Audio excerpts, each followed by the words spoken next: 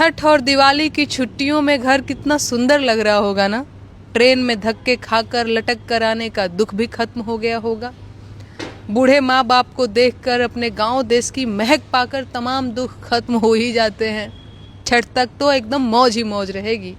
घर का खाना, गांव भर की बातें, फिर सारे परदेसी अपनी अपनी बोरियां बांधने लगेंगे। अनाज, पिसान, घी, तेल सब लाद कर एकदम टाइम पर रेलवे स्टेशन पहुंचना होगा। कंफर्म टिकट मिली तो ठीक, वरना पहुंच तो जाएंगे ही, है ना। आपने कभी सोचा कि घर से दूर परदेश में रहने की ये सजा बिहार और यूपी वालों के हिस्से इतनी ज़्यादा क्यों आई है? आपका मान सम्मान और रोजगार दूसरों के रहमो करम पर क्यों है? कभी भाषा के नाम पर, कभी क्षेत्र के नाम पर आपको इतनी जलालत क्यों झेलनी पड़ती है? कभी सोचा आपने कि आपका रोजगार आपके अपने जिले, अपने प्रदेश में क्यों नहीं है? शायद नहीं सोचा होगा। सोचे होते तो ऐसे लोगों को वोट नहीं दे रहे होते जो आपको मजदूर बनाए रखना चाहते हैं। आपके मजदूर बनने से किसे फायदा होगा? उन्हें जिन्हें मजदूरों की जरूरत है। मजदूरों की जरूरत किसे है? जिनके प्रदेश में कारखाने हैं। कारखाने किन लोगों के प्रदेश में हैं?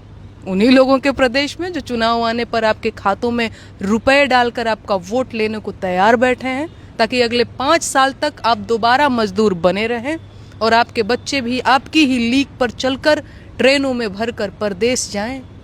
यही वजह है कि आपके ज़िले में कारखाने नहीं हैं, इसीलिए आपके ज़िले में अच्छे स्कूल नहीं हैं, इसीलिए आपके प्रदेश में सरकारी नौकरियां कम होती जा रही हैं।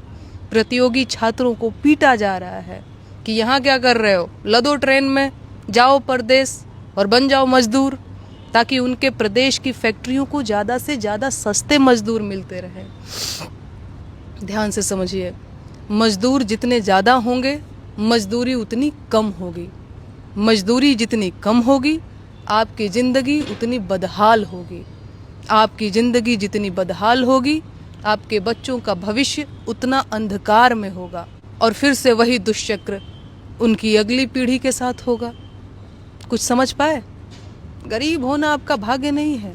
आपको गरीब बनाए रखा गया ताकि कोई दूसरा अमीर हो सके और आप जाति, धर्म, हिंदुस्तान, पाकिस्तान, हिंदू, मुसलमान और गाय में उलझे रहें और अपनी आय पर सवाल न पूछें। बिहार की असली समस्या बेरोजगारी, अशिक्षा, गरीबी, भ्रष्टाचार और अपराध है, जो दरअसल भीतर ही भीतर एक दूसरे से जुड़े हुए हैं। और सरकार पूरी कोशिश कर रही है कि आप उन पर बात न करें और गरीबी के दुष्चक्र में उलझे रहें।